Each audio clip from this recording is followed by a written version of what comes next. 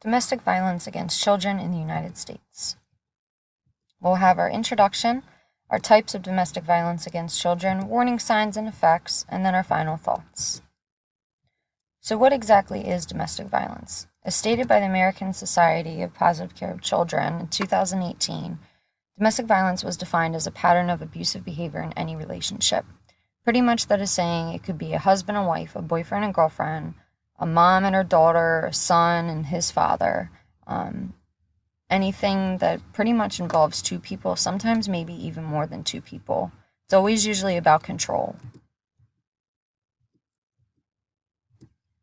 Here we have the 4 types of domestic violence that will be spoken about. We have physical abuse, emotional abuse, sexual abuse, and shaken baby syndrome. Underneath each, we have first our definitions, and then we have some examples, more common examples for each type of domestic abuse.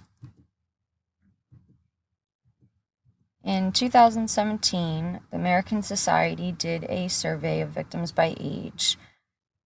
It is stated that the youngest children were definitely most vulnerable to child abuse.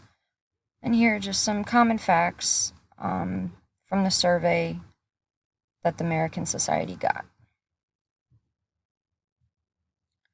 Warning signs. Injuries that are explained by bruises, fractures, and burns. That most commonly goes with a child falls, scrapes his knee.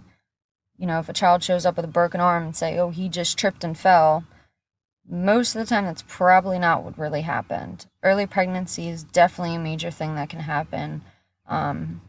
We know these days that kids are getting sexually active at younger ages, but typically early pregnancy is going to be a red flag. And then we have low self-esteem and social withdrawal. Those are more for younger kids who are in school grade, maybe middle school. That'll show some effects of domestic violence and what's going on at home. Again, an effect pretty much is pregnancy. Death actually has a pretty high rate for domestic violence, especially in younger kids. Younger kids, obviously, they can't defend themselves, so they're extreme victims to physical abuse, really. And then we also have a continuous cycle of domestic abuse. Continuous cycle pretty much means that most of the kids who are abused as children, when they grow up, they will abuse their own children. It'll end up just being a non-ending cycle of domestic violence in that family.